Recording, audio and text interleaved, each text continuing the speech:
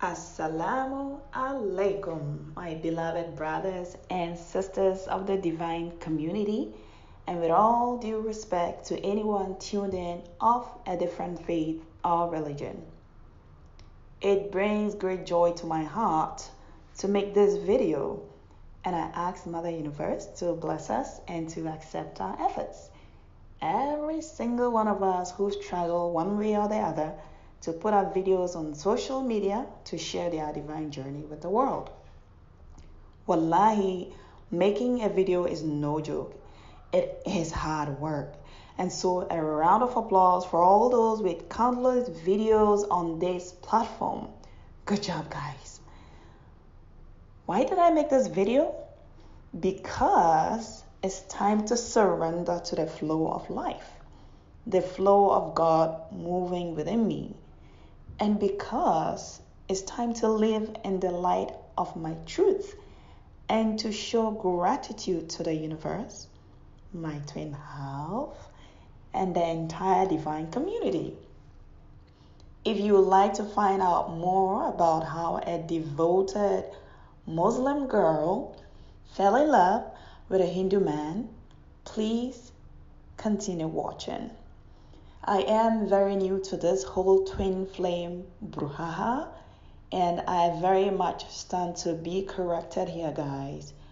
We are all here to learn from one another in a positive light, and so please feel free to correct me if you do not quite agree with some of my explanations, or you feel like I'm going away from the topic. Just bear with me. Thank you. Hi beautiful people, welcome to my channel. My name is Sadiqa. I'm from Ghana, West Africa. I'm a twin flame. Judging from the title of my video, you know by now that I have the masculine energy in the union. By divine intervention, God decided to wake me up first. It's an illusion. You know, you see things the way you see them because you're blind. You only see things the way you want to see them. The Quran even states that the world is nothing but an illusion, an illusion, an illusion. And I used to hear that statement, but I never really quite understood it until now. Well, I'm still in the process of, trying to understand it more and more, but at least I'm a bit enlightened. So I met my twin flame at work. Like I said, I had no idea what a twin flame was.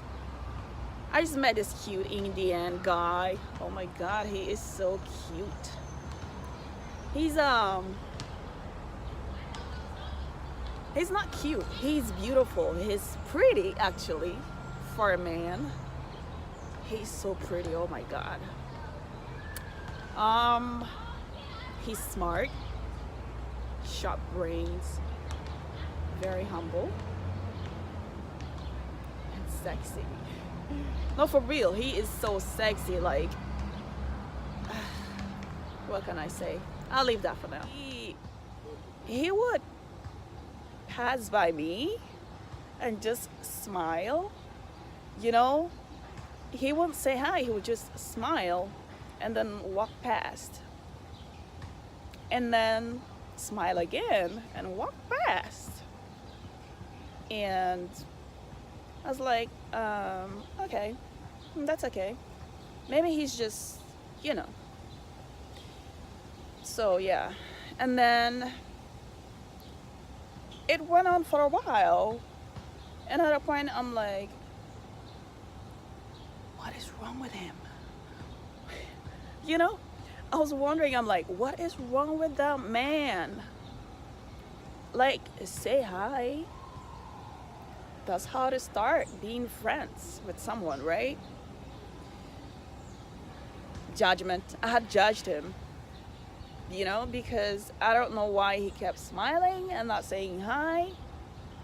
And I would smile back, but I just thought it was a bit weird for him not to say hi. So I just let it slide.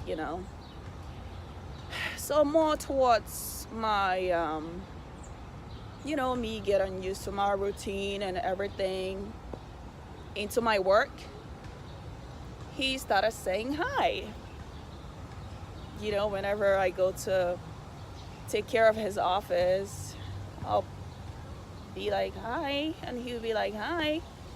And sometimes we'll exchange, few greetings. How are you? Oh, I'm good. And you, stuff like that. And so he got a little comfortable, and then he would say hi to me in the, common area when he sees me. And so that's how it started, but it didn't really, click to me. But I found that at a point that any time, this was months down into my working there. So I found out that anytime he was near me, I would have this weird, overwhelming, amazing, what else? Like, it was just a flood of emotions overtaking me. I would immediately, oh God, I'm shy to say this. No, I'm not shy. It is what it is. I gotta say what it is. He would literally make me have an orgasm just by his mere presence. Yes, please don't judge me. I'm a Muslim. I get it. But I'm still human. A Muslim woman is still a human being. She has feelings. She has thoughts. And so it got me thinking, like, what is happening? What miracle is this man using to do this to me? And it would leave me wet, if you know what I mean. Yeah. And Muslims pray 5 times a day, but anytime this guy came around me, I would be unable to pray for the rest of the day, because I become wet, like a lot wet, not just, Anytime he came around me, I wouldn't be able to pray, and I'd have to later, box all my prayers together, which is like really bad for me. Like, you just come around me and mess up my whole, connection with my God, with my, should I say religion? Okay. So usually when he came around like that, I'd have to wait till I closed. My shift starts from 3 in the afternoon, and I close at 12 a.m., midnight. 2-hour commute, so I get home by 2:30, and then I have to take how was it called? Spiritual bath. My Muslim sisters know what I'm talking about. In the middle of the night, spiritual bath, and then box all my prayers. June 19th, I dropped baby off at daycare, and I had an appointment myself at a hospital. So on my way to the appointment, I met a man on the train. I didn't know him. I had a novel with me, a storybook. I like to read on a train, to pass time, because 2 hours commute to work, it's a lot. So you gotta make use of time. So when I got on, I just sat down, took out my book, and started to read. And then I heard a voice. He's like, "Salam, sister. You want dawa? Dawa is like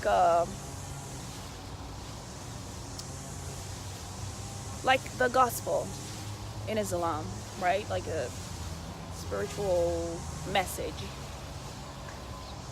So I'm like, yeah, sure, why not? And then the stranger is a man, tall, dark, a little beard here and there. He takes off his backpack, pulls out a printed document, and then hands it over to me. Also, I'm like, oh, thank you, I really appreciate it. And then I tried to go back to reading my book. And just then the trained person announces the next stop. We had gotten to the next stop, so the trained person announced, and then the train stopped. And this man who gave me the document got off. I wasn't the only Muslim woman in that car of the train, but he only chose me and gave me the document. So when he got off, I looked around and I noticed, oh, it wasn't just you who was Muslim wearing a veil in this car. How come he gave it to you? I'm like, whatever. Maybe I was sitting closer to him and he probably didn't want to, distract the others, so whatever. So I get to my destination, get off, go to the hospital, and while waiting to be signed in, I just, go through the document he gave me. And it had this poem, and in the poem I remember bits of it. I didn't really go into it because I had my storybook with me and I didn't want to miss some parts of it that was all juicy. And yeah, so I got to read a bit of the poem. It was like, I was dirt and became a lover in the soil and grew into a butterfly and flew away, and now I'm a new creation, and like something to do with metamorphosis. Y'all science people know what I'm talking about. Yeah, so yeah, that was one part of the document he gave me. The other part had like contact people I could get to if I had questions or anything like that. And then the other part had something to do with sexual dysfunction and the available cures, like cure to like natural cure to use to treat that. And I'm like, okay, that is not weird at all. Why would this man give me? And I'm like, okay, you know what, whatever, it's okay. It's dawah. Dawah could be of benefit to anyone. So maybe in the future you could, use the knowledge from his documents to help someone. You never know, a brother, a cousin, a friend. Yeah. And just like that, so I got in. I was going to do a beauty treatment at a hospital. Basically on my stomach area. I have two beautiful, amazing daughters. And so y'all women, you know how after your second baby, you feel so terrible about your body, you feel ashamed of it, you want to do something about it, you know? So I went in, and after speaking to the doctor, I was really open heart. Like, I spoke to her with an open heart of how I still had,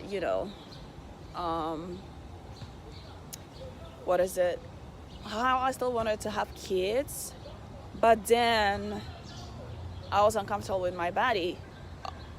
Okay, currently I am single. I'm a single mother of 2.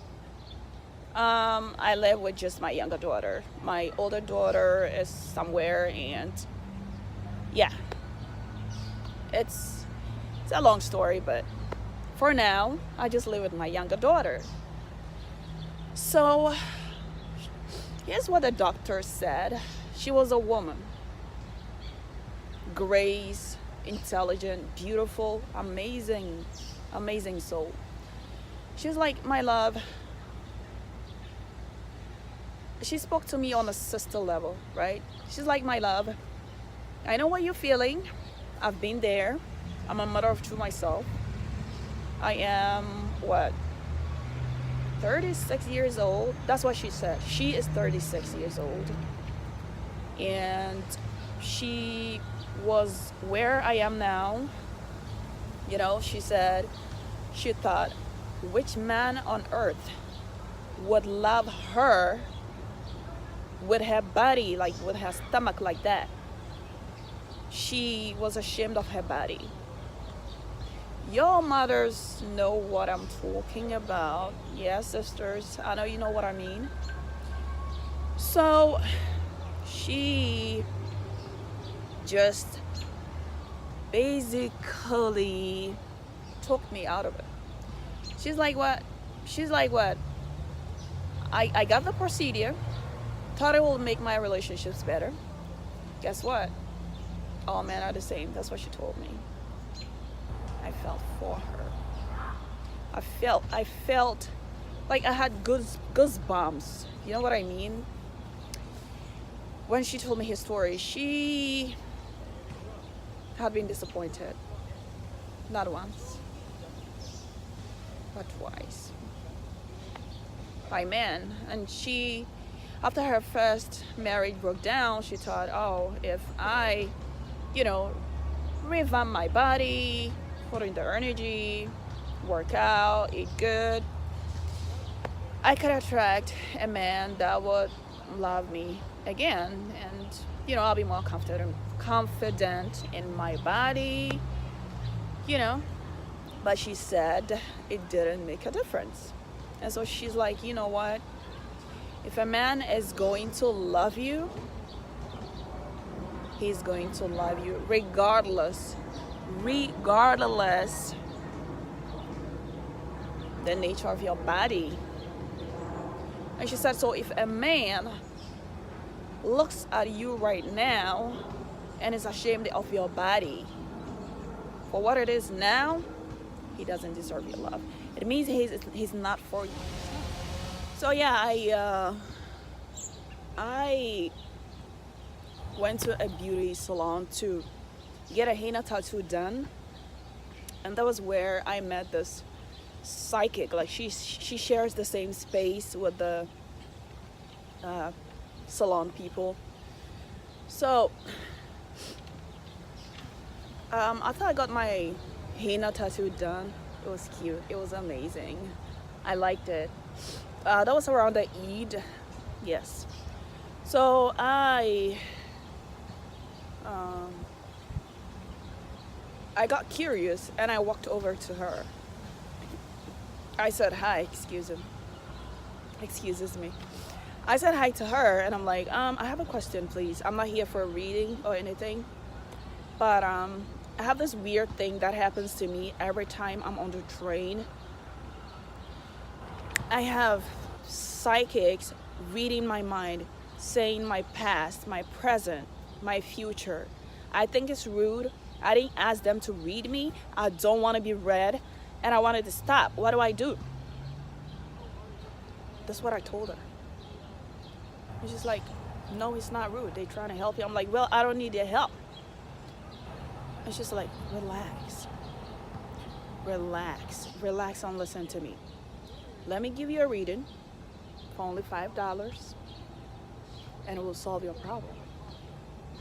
I'm like, I was fasting that day, actually. I'm like, first of all, I am a Muslimah.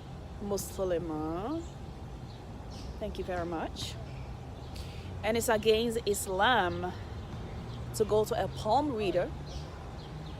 Number two, I am fasting. And even if I thought for a second that I was going to get a palm reading, I can't because it's going to break my fast. And fasting for 17 hours a day is no joke. So I'm not going to, ruin my fast.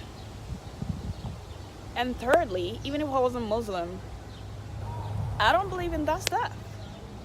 So I don't want to be read. And she got mad and left. So did the people on the train stop? No, they didn't. It got worse. It got so worse that I actually thought the psychic I asked the question may have done some voodoo on me or something, to make me think twice and then come back to her for a reading. Astaghfirullah. May Allah forgive me if she had nothing to do with it. But I just think, sorry about that. I just think she may have had a hand in that because it got really worse.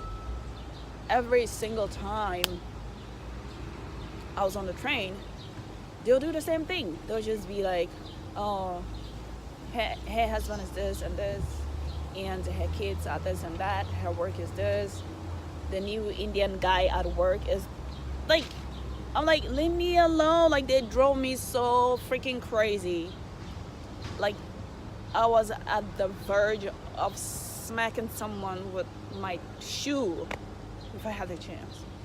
But of course, I don't want to go to jail. And I'm not that type of person anymore. I was back in the middle school, when you had to physically fight to show that, you look cool, but you're not easy. You know what I mean? So it got so worse. Whenever I was on the train, on the bus, on the sidewalk going to do laundry, I'd have like total strangers talking to me, be like, oh, you should go to a palm reader to see what you can get from that Indian guy. Oh, you should do this and this.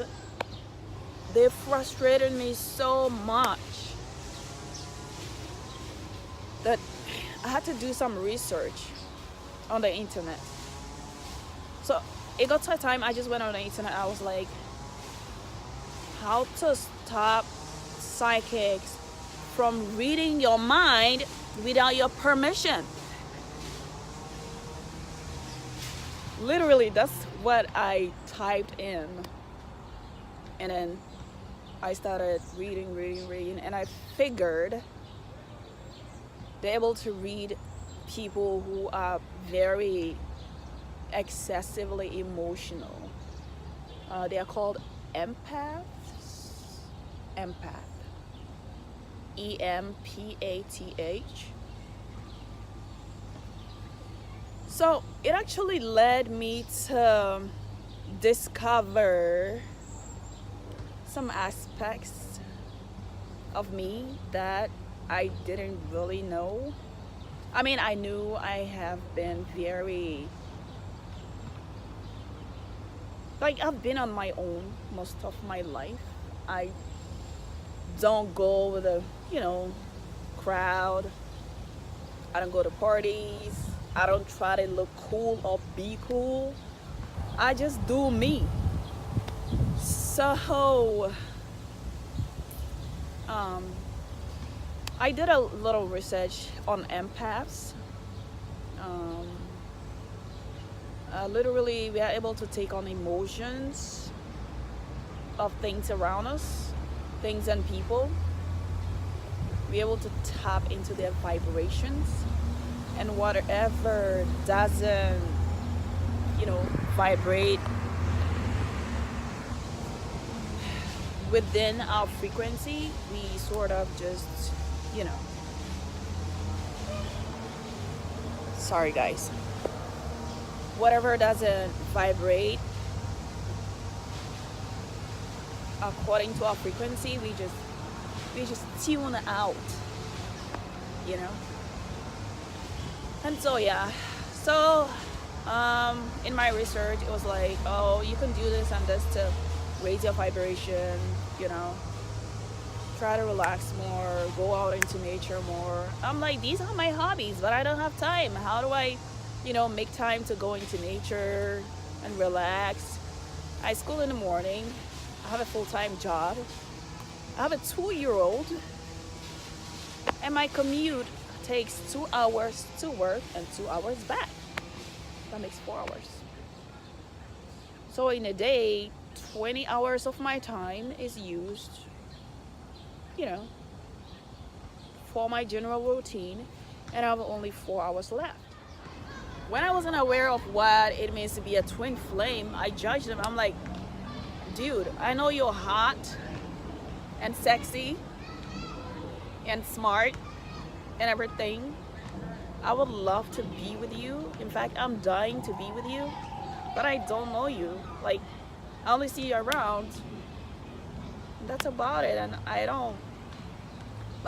don't get with people like that. I'm very serious about love. Like, I don't joke with love. It takes a very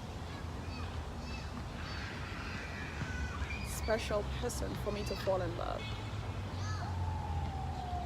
And so for you to just be rushing to be around me, I mean, it makes me feel good, but I can't rush into anything because I've been hurt before. I don't want to be hurt for the second time. I want it to be from God.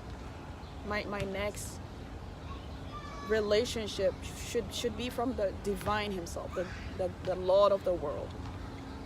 And I've been praying and manifesting that for the past 3 years.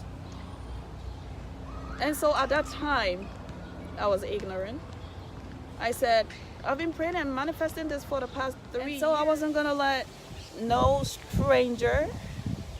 cute stranger mess up things for me, So enough about that. So it went on like that. I started to avoid him, and I think he might have noticed. I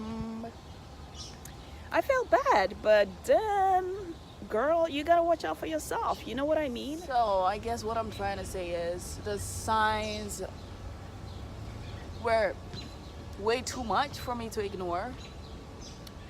So I kept researching until on the 28th of June. That was when the full moon thing. OMG. Things got worse for me. I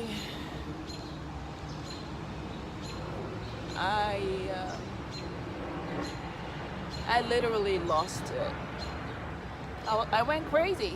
No, for real, like crazy. I didn't lose it. I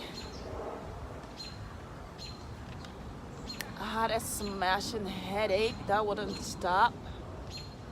I had this pain in my neck that started like a week ago that gets worse and worse with each passing day. My vision was blurred for no reason. Oh, here's the fun part. I forgot. I got out food from my fridge. You know, it was jollof rice. Uh, those in Africa know what it is. Um, More like saffron rice, right? I got it out from the fridge, put a little on my plate, took out some meat, you know, microwaved it, poured me some juice, sat to eat. Guess what? When I brought the food to my nose, right, it didn't feel right. It it just made me want to puke. I'm like, okay, you know what? Maybe it's the rice. Let me just eat the meat and leave the rice for later. Well, surprise. I bring the meat towards my mouth, and that even just it just makes things it just made things worse. Like I couldn't get it close to me. I just couldn't. Like my body wouldn't let me. It just made me so nauseous. Like I was nauseous, so nauseous, and I dumped the whole plate of rice with the meat in the garbage. And for that day, I couldn't eat. Like I didn't feel like eating. I just felt so miserable. Oh, I forgot the part. He. I would go into the toilet like every 2-3 hours. I would feel the urge to go, and totally it was just I was miserable, y'all. I was miserable. And on top of that, on top of all this, you know, physical torture going on, I couldn't get my twin out of my head. I didn't know I didn't know the concept of twin flame union thing. I didn't know what it was at that time while I was going through all this physical torture. You know, and for some reason I couldn't get my twin out of my head. I was constantly thinking about it, like every split second of my entire life. I couldn't get him out of my head. I'd hear songs, you know, playing about love. Everywhere I turned, it was about love. I couldn't get him out of my head. I was craving to be with him. I didn't have, you know, my friendship with him hadn't evolved to that level where, you know, I could take where we could exchange number. 3 days? Yeah, all those symptoms. 3 days, and it kept increasing by each passing day. Like day one was the basics, just headache,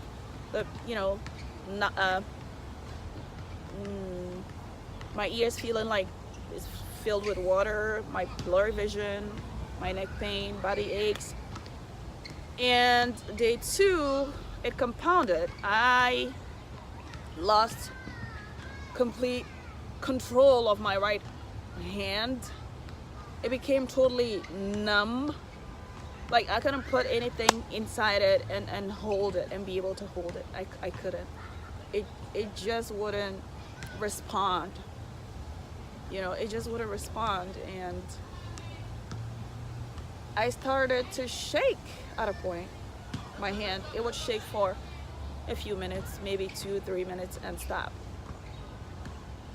And mind you, I had to work with all these symptoms going on because I didn't know what was happening, and I didn't want to take a sick break because I didn't know when or how long it was going to take for whatever was happening to me to be done happening. I was miserable and all that, and on top of that, I had to work with it, you know? And not just that, that's just the physical part.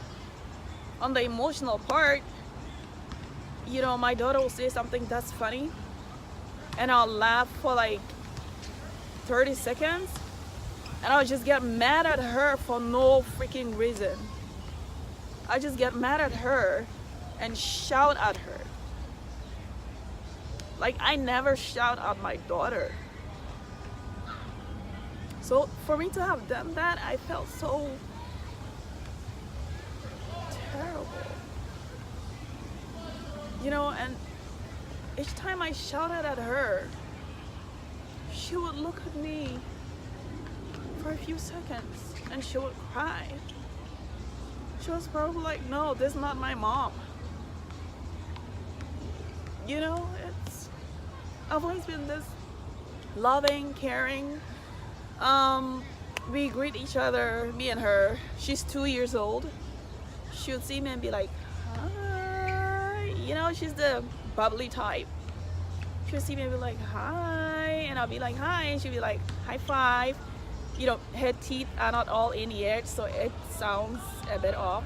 High five. You know, and I give her high five, and she says, and the blow, she gives me pound, like yeah. So that's how we flow. So for her to look at me like that really got me thinking, and I felt so guilty. I felt like I was the worst mother in the world.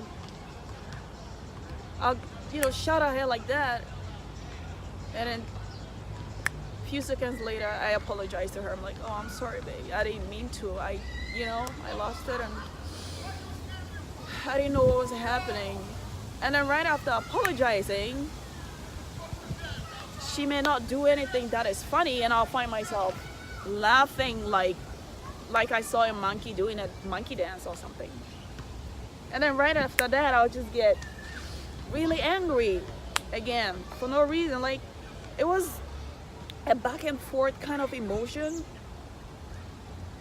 It didn't have to be triggered by anything. It would just come and go as it wanted. And people at work didn't make it any better. You know, for some reason, they sort of knew what was happening to me. They would tease me. You know, I don't know if there was a website they would go to read about, you know, the full moon and its effect on,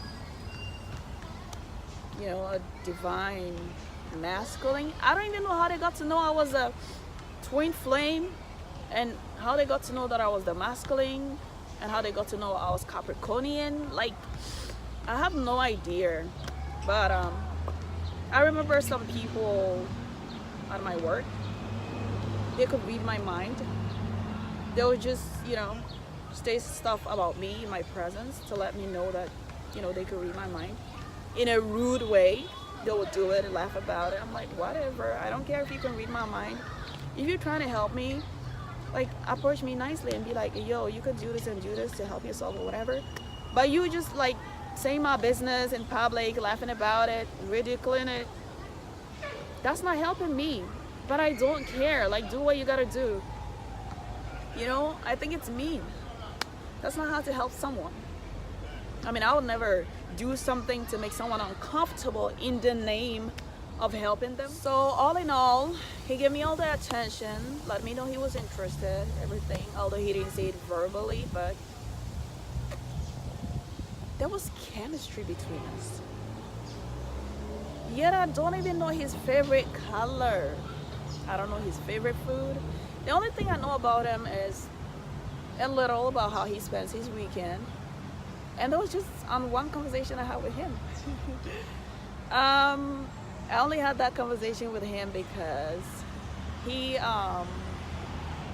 saw me one day talking to a guy, and the look on his face was not a good one. I could spell jealousy on his, like, just by his facial, you know.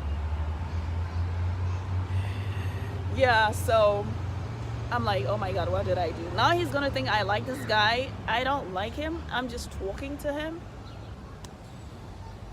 So I tried it a few days, and on I think 2 days, and on both days he avoided me. Like, I think he was mad. How can you be mad at me? You didn't tell me you like me. I'm just talking to the guy. It's not like I like him. But that's okay. I understand him now. I judged him initially. I was like, you can't be mad at me for talking to someone when you haven't told me you like me. Like, we are not together. So why would you get mad for me talking to someone? And so for 2 days he avoided me. I tried all I could just to, get him out of that state and for him not to be mad. And on the third day, I was successful. I ambushed him while he was in his office. I just was like, hey, how are you? Then he responded. He was eating, actually. And, so he got to tell me about him, how he spends his weekend and how he was going to spend that weekend, which is almost the same. That he usually just stays home, see a movie, sleep in to make up for loss of sleep during the week and just chill. And he asked me what I do for my weekend, and it's pretty much what I do too. Like, I'm not a very social person. I'm socially awkward. I'm not embarrassed to say this. I've been socially awkward from birth. As long as I can remember, I have never truly fitted into any culture or whatever. I've always felt different, very different. No one has ever understood me, not even my parents. Well, I can say my dad was somehow close, but even him, at times I could tell, found it really, really hard to just, wrap his brains around me. And so I just gave up. I'm like, you know what? I'm not gonna try to fit in to, what society sees to be normal. I am me, and if me is not normal enough, then I don't want to be normal. In school, at work, in public, people will judge me. Oh, she thinks she's so cool to hang with us just because, she thinks she's too pretty. She thinks she's too, I've had people call me a lot of names. Oh, that black girl with a, white attitude. Oh, she's just acting that way because she's light-skinned, tall, and beautiful. So, we're ugly and she's beautiful. She doesn't want to hang with us. Oh, she just thinks she's too cool to be with us.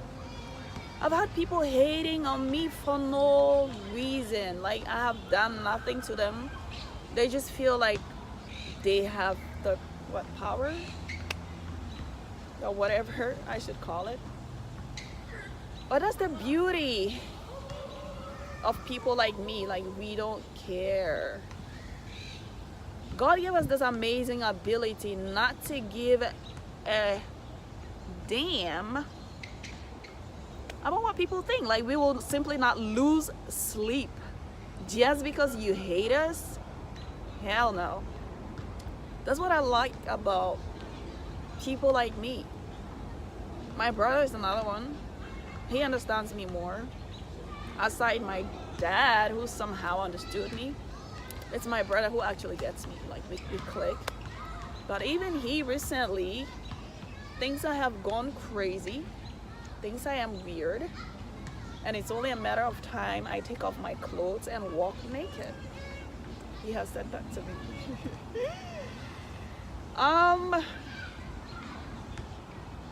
It's all because my diet has changed a lot. I find myself drawn towards, just fruits and carbs. Like, I'm no longer able to eat anything with salt in it. For some reason, I lost my, ability to eat anything with salt. I'm more drawn to, like, sugar-based type of food, fruits, cereals. During the past 3 years, whenever I had my forehead on the ground in sujud, I would pray for myself, pray for my parents, and then my children, and then my siblings, step siblings, uncles and aunties, family and friends, and the entire believing men and women. That was the pattern of my prayer, of course, after asking for forgiveness and thanking God. And so when I got to my job and got to know him, for some reason, anytime I was in sujud, I would find myself praying for him first before even praying for myself. I was like, God, what is happening to me? What is wrong with me? Like I gotta wake up. I don't even know him, and yet I'm praying for him first. How is that possible? Yet I couldn't stop myself. Of course, now I understand why, but back then it was driving me crazy. I'm like, yo, this guy, whatever voodoo he's got going on, it's got to stop. That's how crazy it drove me. Like, fuck. That's how crazy it drove me. I was just like, you know what?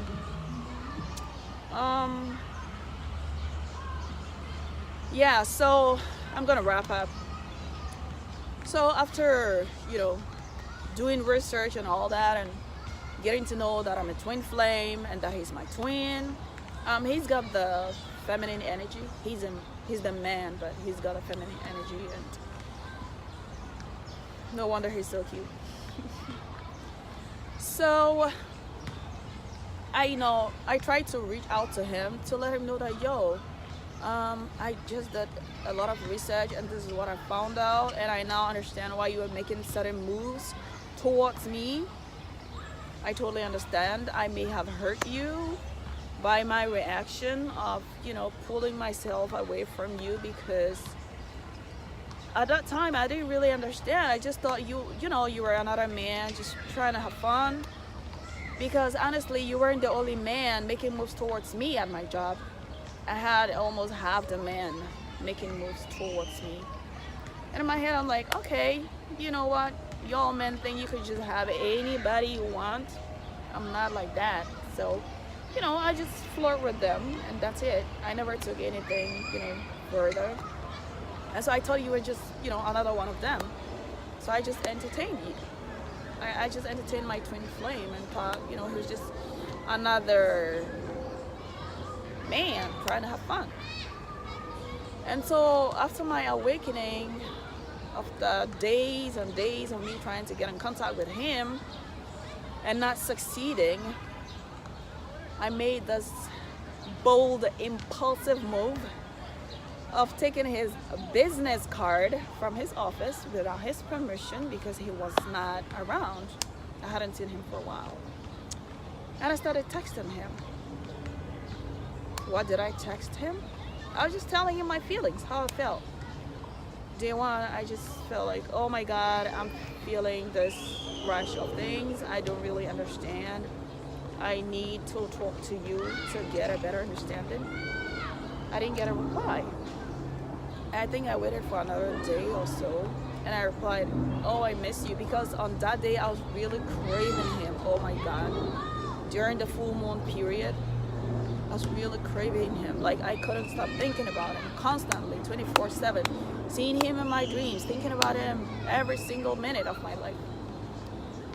And so I texted him, I miss you, with a broken heart. Still no reply.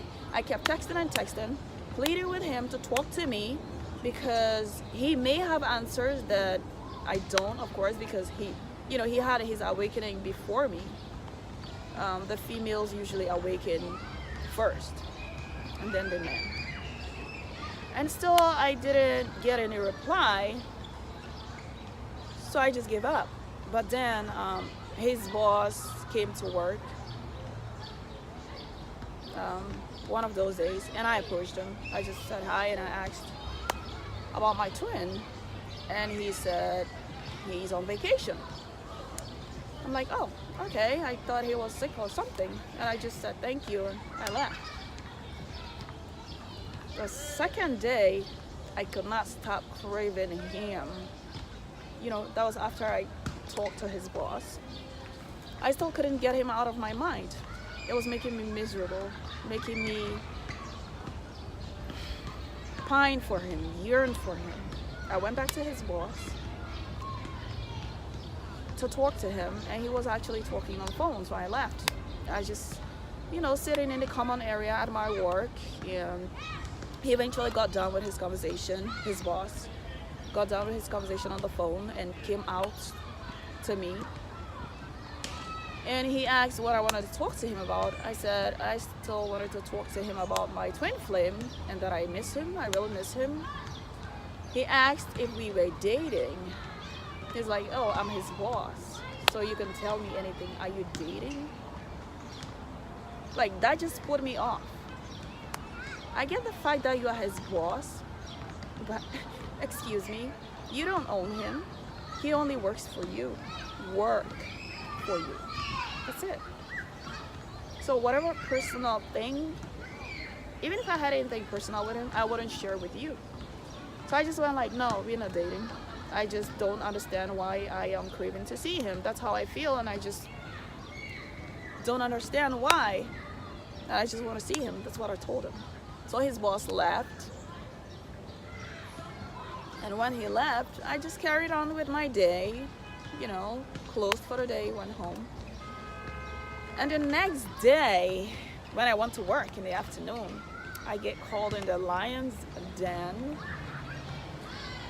And here I am, sitting with another, one of my bosses.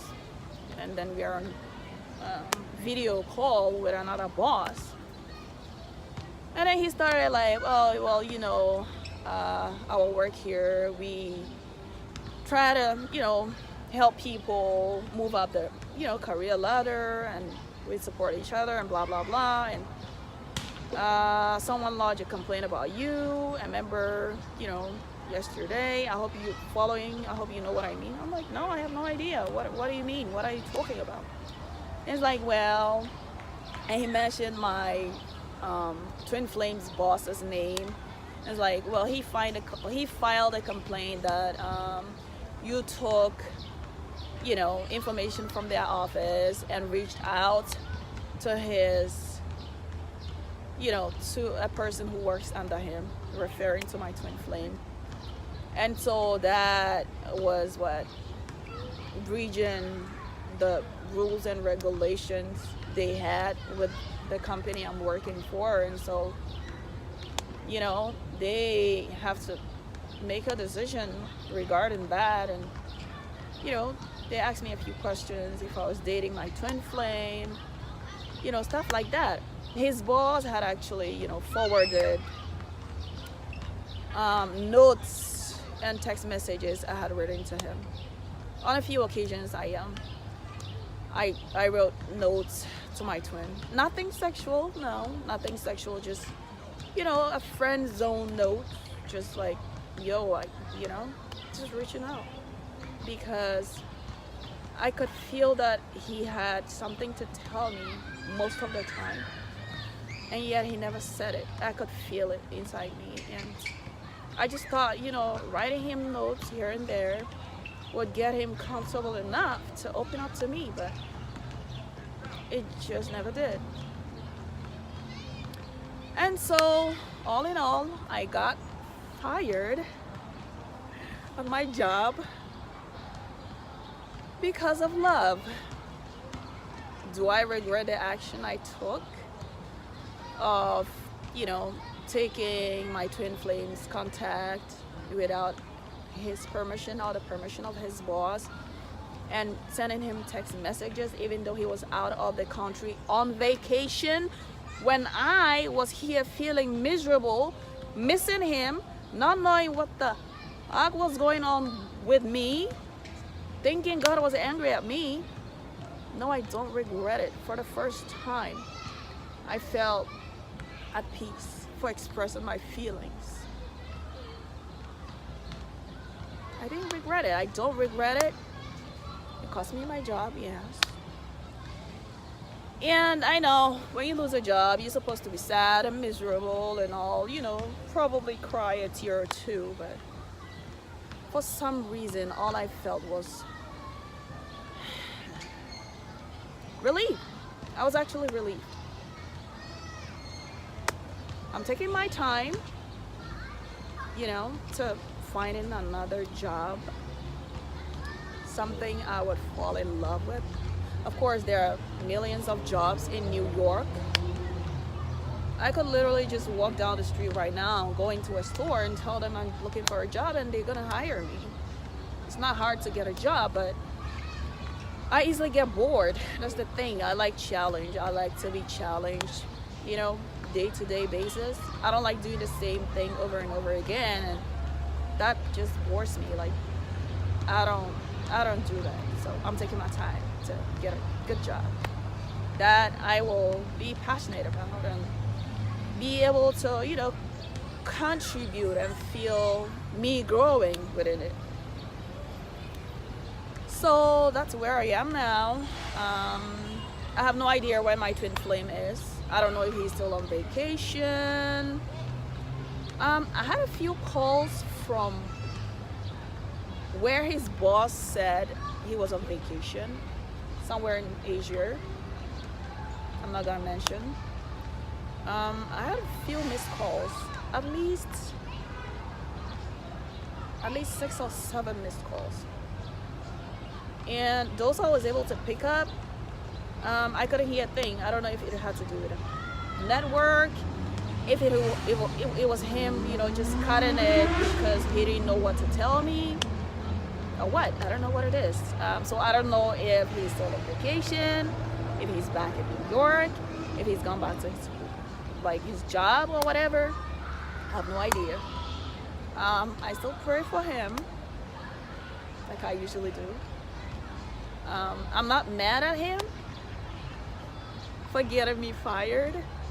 Well, directly he didn't fire me, but in a way I got fired because of him. That's fine. My twin, I'm not mad at you.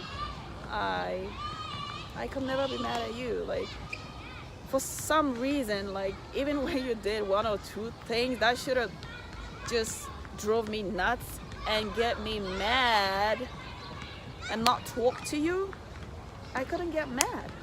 I'd find myself just being normal with you again whenever I saw you. That's how powerful this thing is. For people who have no idea what a twin flame is, please Google. Go on YouTube, watch videos on it, share this video, like it, subscribe to my channel, circulate this video as much as possible so that it can get to my twin, and so that he can return, and so that he can know that I'm not mad at him. I'm not mad, my love. I'm not mad at you. If anything, I should be mad at your boss, but even him, I'm not mad. Like, I forgive him.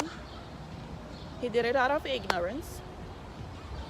But I just want him to know that if someone is working for you, aka my twin is working for his boss, right? So my twin working for you, dear boss, doesn't mean you own him. No, you don't. Only I get to own him. Just kidding. Even I don't get to own him. Allah does. The creator, the one who fashioned him, the one who, took care of him when he was little, the one who stood up for him when he had no one to stand up for him. He's the only one who owns him. So what makes you think that just because you're his boss, you own him? You know what I think it is? My dear twin flame, I think your boss is jealous of you because, one, you are younger, you are prettier, you are smarter, and you're about to get the girl That's what it is. And being my twin, although I don't know much about you yet, but being my half twin, I know you may have sensed it, or you may even know, but you just, playing along to see how far he'll take it. I know. I know you. I know you deep to the soul, and you know I know you. And I know you know me. So don't hesitate to reach out, my love. I am still manifesting for the both of us. I know you're pure. I know you're kind of hot. I know you're real. I know why you made those advances towards me now. And I am ready to get to know you. And then for God to lead us to however far He intends to lead us. That's all I gotta say, my love. Thank you so much for watching to the end. Please like, share, and subscribe to my channel. I appreciate it. Y'all take care.